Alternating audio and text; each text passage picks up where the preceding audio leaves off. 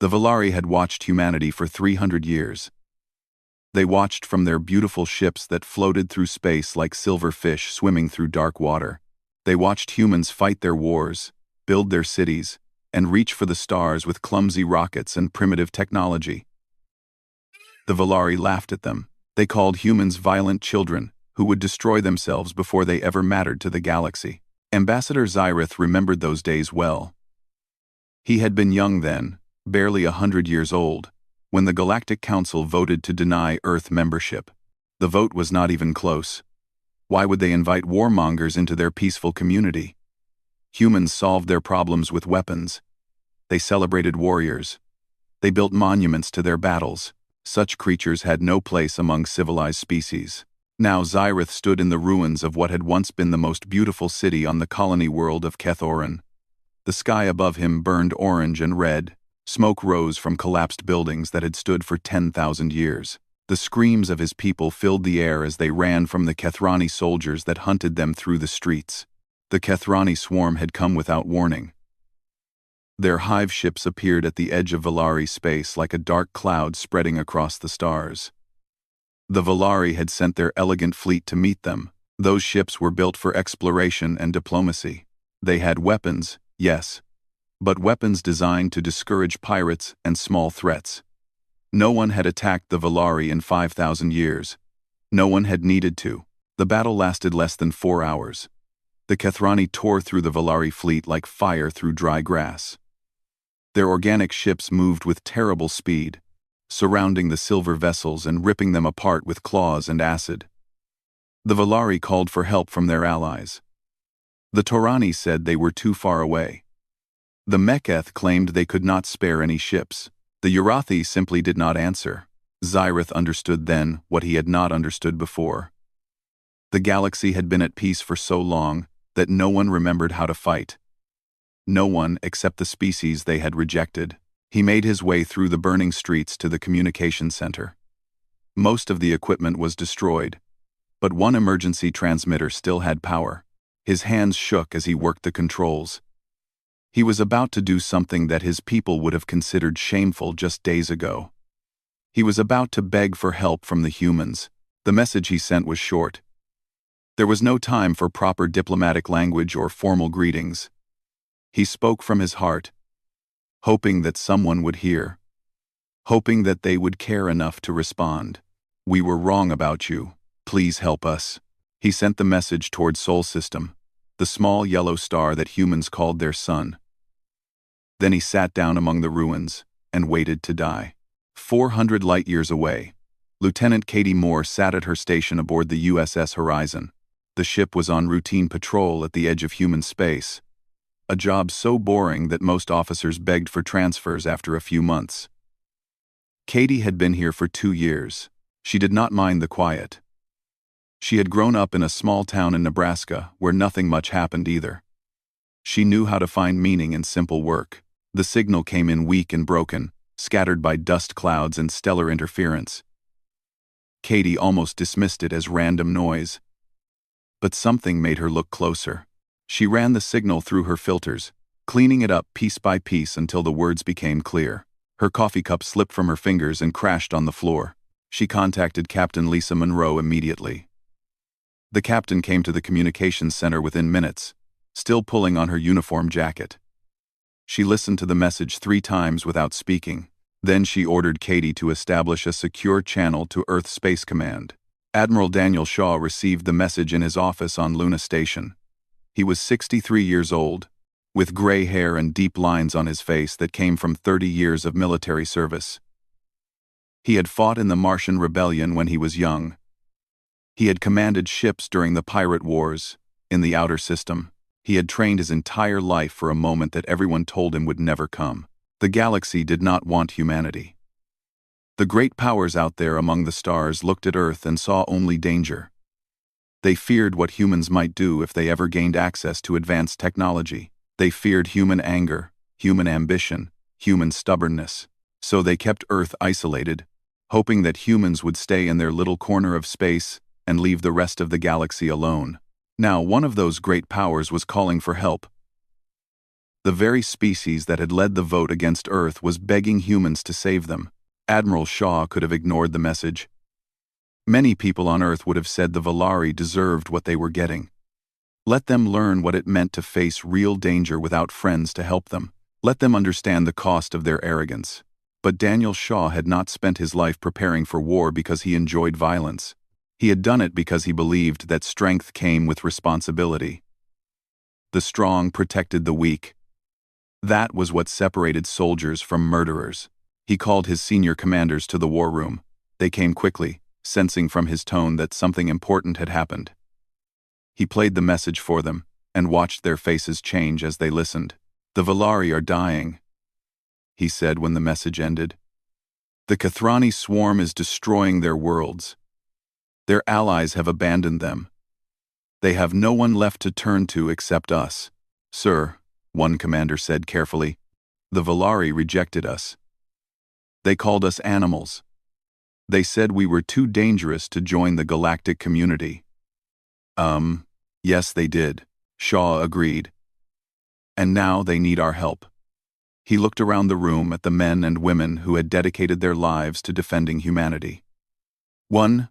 We have waited a long time for the galaxy to see what we really are. This is our chance to show them." He stood and straightened his uniform. "Prepare the fleet for jump. We're going to war." The orders went out within the hour.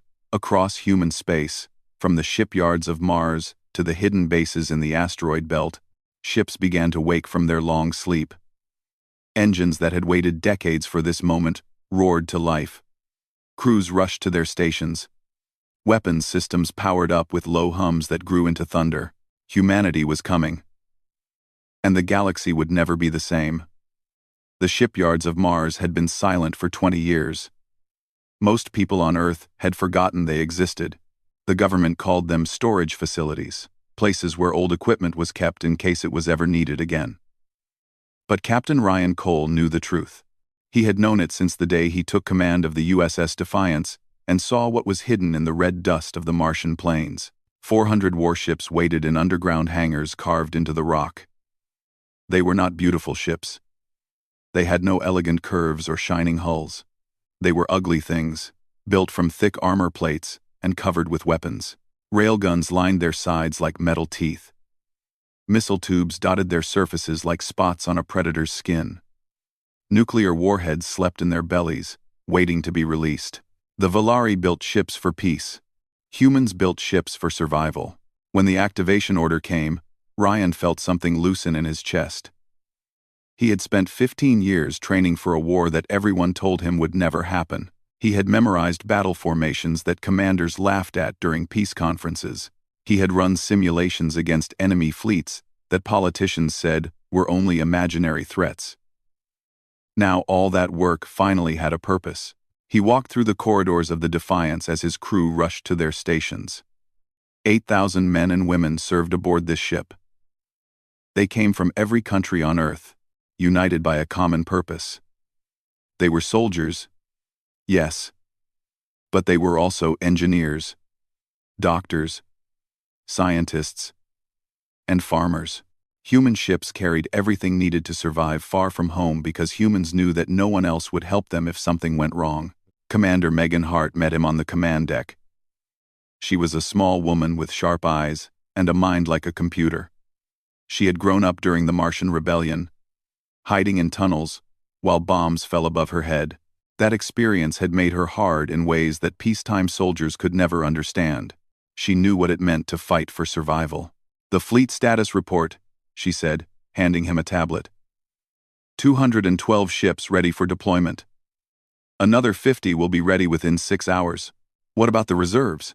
Admiral Shaw activated them. The second fleet is gathering at the Neptune staging point.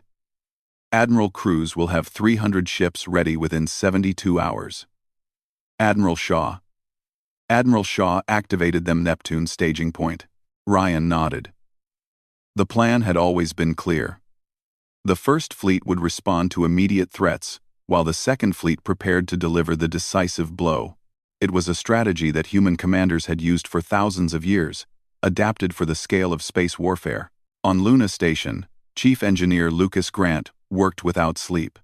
His teams were converting civilian ships into military transports, stripping out luxury cabins and installing medical bays and troop carriers. It was brutal work, tearing apart ships that had taken years to build, but there was no time for elegance. The Valari were dying, and every hour of delay meant more lives lost. Lucas remembered his grandfather's stories about Earth's old wars. The old man had talked about factories that ran day and night, about workers who slept beside their machines, about entire nations transforming themselves in weeks to meet a terrible threat. Those stories had seemed like ancient history. Now Lucas was living them. "Sir, we've got a problem with the medical frigate conversions," one of his engineers reported. "The life support systems can't handle the increased capacity." "Then pull life support units from the cargo haulers and install them," Lucas replied without hesitation. "We'll figure out air supply for the haulers later. Medical ships go first." The engineer nodded and ran off to carry out the order. That was how it worked during a mobilization. Problems appeared every minute, and solutions had to come just as fast. There was no time for committees or studies or careful planning. You made decisions, you fixed what broke, and you kept moving forward. Across human space, similar scenes played out on 1,000 ships and stations. Factory workers abandoned their regular jobs to produce ammunition. Farmers loaded their harvest onto transport ships heading for the fleet. Teachers and office workers volunteered for support roles, freeing trained soldiers for combat duty. Humanity moved with a unity that surprised even those who had always believed in human potential. Admiral Shaw watched the mobilization reports from his command center. Numbers scrolled across his screens, showing ships activated, supplies loaded, personnel assigned. The scale of the operation would have been impossible for any other species. The Valari had taken months to assemble their fleet. The Torani needed years to prepare for major deployments. Humans did it in days because humans had never stopped preparing. He remembered a conversation he had once had with a Valari diplomat. The alien had asked why humans maintained such a large military when there was no war to fight. Shaw had tried to explain that peace was not the natural state of the universe. Peace had to be defended. Strength had to be maintained even when there was no visible threat. The Valari had not understood. They believed that civilization meant moving beyond violence. Now Shaw wondered how many Valari were dying because of that belief. "Admiral," his aide reported, "the first fleet is ready for departure. All ships have confirmed jump capability." Shaw stood and walked to the window of his command center. Outside, the stars sparkled against the black emptiness of space. Somewhere out there, billions of Valari were waiting to die. Somewhere out there, the Kethrani swarm was spreading like a disease across the galaxy. And somewhere out there, humanity would finally show the galaxy what it truly was. He activated the fleet-wide communication channel. His voice would reach every ship, every crew member, every soldier preparing to fight. "This is Admiral Shaw. For 300 years, the galaxy has looked at humanity and seen only violence. They have called us primitive. They have called us dangerous. They have rejected us and isolated us and hoped we would fade into obscurity, but they were only half right. We are dangerous. We are the most dangerous species this galaxy has ever produced. Not because we love war, but because we understand it. Not because we enjoy killing, but because we are very, very good at protecting what we love." He paused, letting his words sink in. "Today we go to war, not for conquest, not for revenge. We go to save billions of lives belonging to a species that once called us unworthy. We go to show the galaxy that humanity answers when others call for help. We go to prove that strength and compassion are not opposites, but partners." He straightened his shoulders. "All ships, initiate jump sequence. Let's go introduce ourselves to the Kethrani." One by one, the ships of the First Fleet engaged their hyperspace drives. Blue light wrapped around their hulls as they tore holes in reality itself. Then they were gone, leaving behind nothing but fading light trails and the quiet hum of empty space. The fleet was on its way, and the galaxy was about to change forever.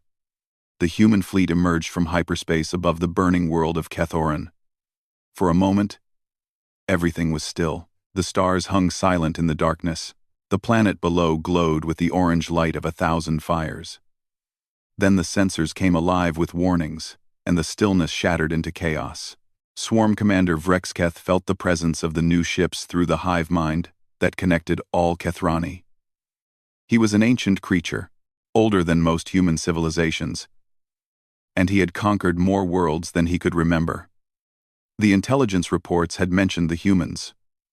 Of course, small creatures from a small world at the edge of nowhere, soft bodies, short lives, primitive technology, nothing to worry about. He sent a greeting to the newcomers through the standard communication channels. It was a simple message, the same one he sent to every new species he encountered. Surrender and be absorbed, or resist and be destroyed. Most species chose surrender. The wise ones, anyway. The human response came 30 seconds later. It was not words, it was fire. The USS Defiance led the attack, her railguns roaring as they launched metal slugs at speeds that no organic eye could follow. The slugs punched through the hull of the nearest hive ship, like needles through paper. Air and bodies erupted from the wounds, spinning away into the void. Before the Kethrani could even understand what was happening, 3 of their ships were dead. Captain Ryan Cole stood on his command deck, watching the battle unfold on dozens of screens. His voice was calm, as he gave orders, directing fire and coordinating movements with the other ships of the fleet. He had trained for this moment his entire life. He was not going to waste it. All ships, maintain formation, target their command vessels first, break their coordination, and the smaller ships will scatter. The human fleet moved like a single organism. Each ship knew its role. Each captain understood the strategy. They had practiced these maneuvers 1,000 times in simulations. Now they executed them in reality with the precision of a machine and the fury of a storm. Swarm Commander Vrexketh finally understood his mistake. These were not primitive creatures stumbling into space. These were predators. Worse, they were predators who had studied his kind. Every tactic the Kethrani tried, the humans had a counter. Every formation the swarm assembled, the humans broke apart. It was as if the enemy could read his thoughts. He called for his fleet to regroup, to concentrate their numbers and overwhelm the humans with sheer mass. But the humans were too fast. They split into smaller groups, attacking from multiple angles, never staying still long enough for the Kethrani to surround them. When a human ship took damage, it fell back to the rear of the formation while fresh ships took its place. The Kethrani had no such discipline. Their wounded ships continued fighting until they died. While the space battle raged above, Sergeant Nathan Blake prepared for the ground assault. He stood in the drop bay of a transport ship, surrounded by 200 soldiers in heavy armor. They were the 117th Orbital Drop Battalion, trained to fall from space and fight on any surface. Their armor was thick enough to survive the heat of atmospheric entry. Their weapons were powerful enough to kill anything that breathed. "Listen up," Nathan said as the transport shook around them. "There are 3 million Valari civilians trapped in underground shelters down there. The Kethrani are trying to dig them out. We are going to stop them. We are going to hold those shelters until every last civilian is evacuated." Questions? There were no questions. These soldiers knew their job. The drop pods launched with a thunderous roar. Nathan felt the acceleration press him into his seat as his pod screamed down through the atmosphere.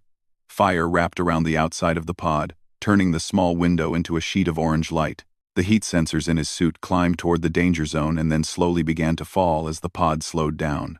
He hit the ground hard enough to crack the stone beneath him. The pod doors blew open and he was running before his legs fully remembered how to work. Around him, other pods landed in a rough circle, disgorging soldiers who immediately formed defensive positions. The Kethrani ground forces were already there, digging at the entrance to a civilian shelter. They were ugly creatures, all hard shells and sharp claws. With too many legs and mouths that dripped with acid, they turned toward the humans with the mindless hunger that drove their entire species. Nathan raised his rifle and started shooting. The battle that followed was brutal and close. The Kethrani fought without fear because their hive mind did not allow them to feel fear. They threw themselves at the human lines in wave after wave, climbing over the bodies of their dead to reach the soldiers behind the barricades.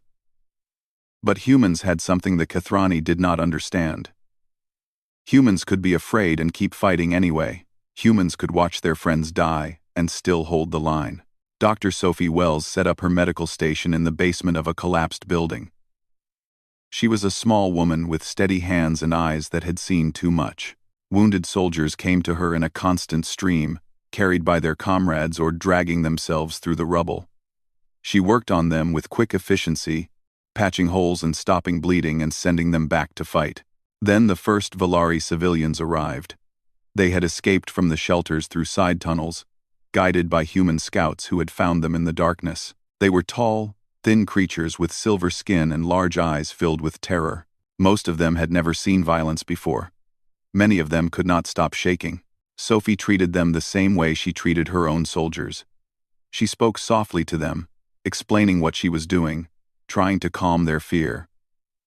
One young Valari, barely more than a child, asked her why humans were helping them. "Because you needed help," Sophie said simply. "That's enough of a reason." The young Valari stared at her with those large eyes, trying to understand. Its people had spent centuries building philosophies and arguments about the nature of civilization. The humans had no such complications. They saw suffering, and they tried to stop it. It was that simple. Above the planet, the battle continued to turn in humanity's favor. The Kethrani had lost nearly half their fleet. Swarm Commander Vrex Keth finally ordered a retreat, pulling his surviving ships back to regroup and call for reinforcements. He would return with a larger force. He would crush these strange, violent, impossible creatures. But as his fleet fled into the darkness of space, he felt something he had not felt in 10,000 years. He felt afraid. The Kethrani reinforcements arrived 2 days later. There were so many of them that they blocked out the stars. 2,000 hive ships emerged from hyperspace around the Valari homeworld of Cyrath Prime, their organic hulls pulsing with hungry light. The swarm had emptied a dozen sectors to assemble this force. They had called warriors from wars that had been going on for centuries. They came with one purpose: to destroy the humans who had dared to challenge them. Admiral Daniel Shaw looked at the sensor readings and felt his heart grow cold. His first fleet had been reduced to 140 ships after the battle at Kethoran. The second fleet, under Admiral Elena Cruz, was still gathering at the staging point, at least 20 hours away. He was outnumbered more than 10 to 1, with no hope of retreat and no possibility of victory. He had a choice to make. He could order his fleet to fall back, to preserve their ships for a later battle. The Valari homeworld would fall, but humanity would survive to fight another day. It was the logical decision. It was the decision any sensible commander would make. But Daniel Shaw had not become an admiral by being sensible. "All ships," he said over the fleet-wide channel, "form defensive positions around the planet. We hold until the second fleet arrives." The response from his captains was immediate and unanimous. Not a single ship questioned the order. Not a single voice suggested retreat. They all knew what he was asking them to do. They were ready to die for strangers from a species that had once rejected them. The Kethrani attacked with everything they had. Wave after wave of hive ships threw themselves at the human defensive line. The space around Cyrath Prime turned into a storm of fire and metal. Railguns thundered, missiles streaked through the void. Nuclear warheads bloomed like brief stars before fading into darkness. Lieutenant Jake Morris flew his fighter through the chaos, his hands steady on the controls despite the terror in his heart. He led the Ghost Riders, a squadron of 12 pilots who had been together since flight school. They were the best in the fleet, and today they would prove it or die trying. The Kethrani interceptors came at them in swarms, hundreds of organic fighters that moved with the coordination of a single mind. Jake and his squadron split into pairs, weaving through the enemy formation, taking shots when they could, and dodging when they had to. The radio was full of voices calling targets, confirming kills, screaming warnings. "Ghost 3, you've got 2 on your tail." "I see them." "Ghost 5, can you get an angle?" "Negative. I'm dealing with my own problems here." Jake pulled his fighter into a tight turn that made his vision go gray at the edges. An interceptor flashed past him, close enough that he could see the acid dripping from its teeth. He squeezed his trigger and watched it explode. Then he was diving again, chasing another target, always moving, never still. On the USS Defiance, Captain Ryan Cole coordinated the defense from his command deck. His ship had taken heavy damage in the first hour of the battle. One of the railgun batteries was destroyed. The hull was breached in 3 places. Fires burned in the lower decks, but the ship was still fighting. And so was her crew. Commander Megan Hart stood beside him, her face lit by the glow of tactical displays. She had not slept in 30 hours. None of them had. Sleep was a luxury they could not afford. "We've lost the Intrepid and the Valor," she reported. "The Thunderbolt is reporting critical damage. They're falling back to the repair line. What about ammunition? Running low across the fleet. At this rate, we'll be empty in 12 hours. Ryan nodded. 12 hours. The second fleet would not arrive for 20. They would have to fight with rocks and harsh language if it came to that. The hours crawled by like wounded animals. The human line bent and wavered, but did not break. Ships died, and their crews died with them. But the survivors closed ranks and kept fighting. When a captain fell, the next officer in line took command without hesitation. When a weapon ran dry, the crew switched to whatever still worked. When all else failed, damaged ships rammed themselves into enemy vessels, turning their own destruction into one final attack. Elder Counselor Thyron watched the battle from his chambers on Cyrath Prime. He was the leader of the Valari High Council, a position he had held for 300 years. In all that time, he had never seen anything like this. He had never imagined anything like this. The humans were dying for his world. Not because they owed the Valari anything. Not because they had been asked politely. They were dying because they had decided it was the right thing to do. It was madness. It was impossible. It was the most beautiful thing Thyron had ever witnessed. He wept. He was not ashamed of his tears. How could he be? His people had spent millennia believing that violence was the mark of an uncivilized species. They had looked at humanity's wars and concluded that humans were too primitive to understand true civilization. But watching the human fleet sacrifice itself to protect strangers, Thyron finally understood what his people had missed.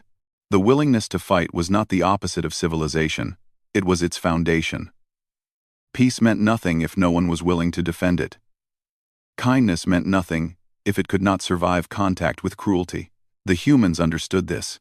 They had always understood this, and the Valari had been too proud to learn from them. The battle entered its 47th hour. The human fleet was down to 60 ships. Ammunition was nearly gone. Every surviving vessel carried damage that would have sent it to the scrapyard under normal circumstances. The Kethrani had lost over 800 ships, but they still had more than 1,000 left. It was only a matter of time. Then, at the edge of the system, new contacts appeared on the sensors. 300 of them. Admiral Elena Cruz and the Second Fleet had arrived. The fresh ships tore into the Kethrani rear with savage fury. The swarm, already exhausted from nearly 2 days of constant battle, suddenly found itself trapped between 2 human forces. Panic spread through the hive mind. Coordination broke down. Ships began to flee in random directions, no longer working as a single organism, but as thousands of individual creatures fighting for survival. The hammer had fallen, and the swarm was crushed beneath it. Jake Morris, down to his last missiles and flying a fighter that was held together mostly by luck, watched the Kethrani flee into the darkness. He felt tears on his face, but did not bother to wipe them away. His squadron had lost 7 pilots, 7 friends, 7 brothers and sisters who would never fly again. But Sirath Prime still stood. 3 billion Valari were still alive, and humanity had proven something that the galaxy would never forget. When the humans made a promise, they kept it, no matter the cost. The silence after the battle was the loudest thing Admiral Daniel Shaw had ever heard. He sat alone in his quarters aboard the battered USS Horizon, staring at a list of names on his personal tablet. 12,437 names. Human names. Sons and daughters of Earth, who had given everything to save a world that was not their own.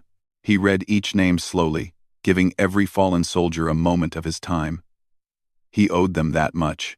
He owed them far more than he could ever repay. The Kethrani swarm had been broken.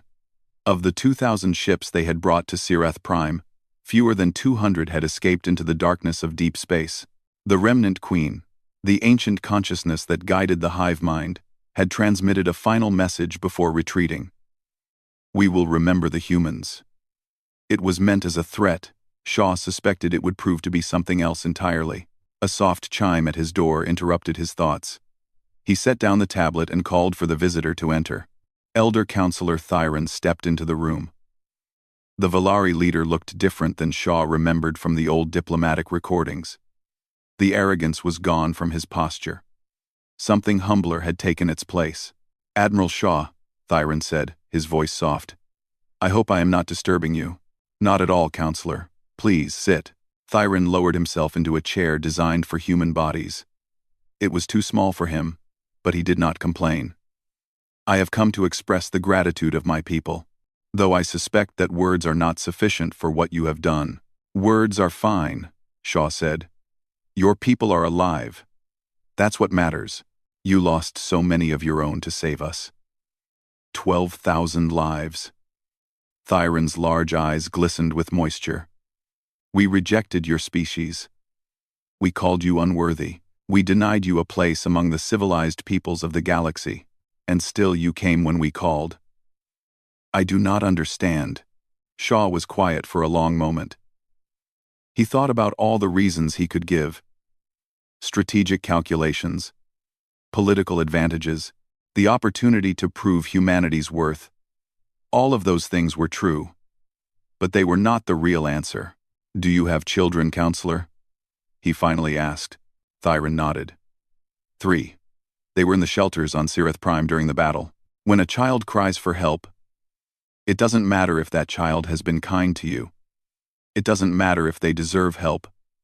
You help them because they need it. And you can. That's what makes someone worth calling civilized. Shaw met the alien's eyes. "Your people needed help. We could give it. Everything else was just details." Thyron sat in silence, processing these words. For 300 years, his species had built elaborate philosophies about the nature of civilization. They had created complex systems of ethics and morality. They had written thousands of books about what it meant to be truly advanced. And this human soldier had just summarized it better in 3 sentences than the Valari had managed in 3 millennia. "We were wrong about you," Thyron said softly. "We were so terribly wrong." 1 month later, Ambassador Claire Donovan stood before the Galactic Council. The council chamber was an ancient place, built at the center of known space thousands of years ago. 12 species sat in their designated sections, representatives of the powers that governed the galaxy. For centuries, they had debated and negotiated, and made decisions that shaped the lives of trillions. And for centuries, they had kept humanity locked outside. Claire was a small woman with gray hair and calm eyes. She had spent 40 years in diplomatic service, working to build bridges with species that wanted nothing to do with Earth. She had faced rejection more times than she could count. Today, she faced something different. "Representatives of the Galactic Council," she began, her voice clear and steady. "I come before you not to plead for membership, but to offer partnership. Humanity has proven what we are willing to sacrifice for those who need our help. Now we ask only for the chance to stand beside you as equals." A recording played throughout the chamber. It was President Marcus Webb, speaking from Earth. "The people of Earth do not seek conquest or tribute. We do not ask for special treatment or forgiveness for our past conflicts. We ask only to be judged by our actions, not by your fears. We have shown what we do when innocents are threatened. We have demonstrated that strength and compassion can exist in the same heart. Now we extend our hand in friendship to any species wise enough to take it." The vote was called. One by one, the representatives cast their decisions. The Valari voted first, and their choice surprised no one. Then the Torani, who had refused to help during the war and now sought to make amends. Then the Meketh, who had seen the battle recordings and recognized strength worthy of respect. The final tally was unanimous. Earth was admitted to the Galactic Council. Claire allowed herself a small smile. It was not victory she felt, but something quieter. Relief, perhaps. hope for a future that finally seemed possible. In the years that followed, the galaxy changed in ways that no one had predicted. Human ships patrolled the borders of civilized space, deterring the pirates and raiders that had plagued weaker species for centuries. Human soldiers trained alongside aliens who had once feared them. Human doctors and engineers and teachers spread across 100 worlds, sharing knowledge and building bonds that transcended the barriers of species. The Kathrani never returned in force. The remnant queen rebuilt her swarm in the dark corners of the galaxy, but she kept her distance from human space. The memory of the Battle of Syrath Prime burned in the hive mind like a scar that would not heal. The humans had taught the swarm something it had never learned before. There were some prey that bit back harder than the predator. On a distant space station, Major Nathan Blake stood watching young recruits train. He had been promoted 3 times since the war, but he still preferred to spend his time with the soldiers who did the real work. Among the recruits were several Valari, the first of their species to volunteer for military service. They were awkward with their weapons and uncertain in their movements, but they were learning. One of them approached him after training. A young Valari with silver skin and nervous eyes. "Sir, may I ask you something?" Nathan nodded. "Go ahead. The others say that humans enjoy war, that you find pleasure in violence. Is that true?" Nathan considered the question carefully. He thought about the friends he had lost, the horrors he had witnessed, the nightmares that still woke him some nights. He thought about the weight of command and the price of victory. "No," he said finally. "We hate war more than you can imagine. We hate what it costs, and what it takes, and what it turns us into. That's exactly why we're so good at ending them. We fight hard because we want the fighting to stop. We get good at violence so that we can protect the peace." He looked at the young alien with something like kindness. "Your people thought that hating violence meant avoiding it. We learned a different lesson. Sometimes the only way to stop violence is to be better at it than anyone else."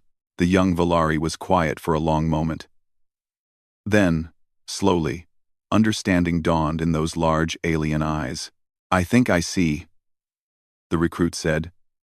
"You carry the burden so others don't have to." Nathan smiled. It was a tired smile, marked by memories of fallen friends and battles that would never quite fade. But it was genuine. "Now you're starting to understand us." Above them, the stars turned slowly in their ancient dance. Somewhere out there, new threats were gathering. New challenges were waiting. The galaxy had survived this crisis, but there would be others. There always were. But now, when darkness came, the galaxy had something it had never had before. It had humanity. And humanity would answer the call. Always.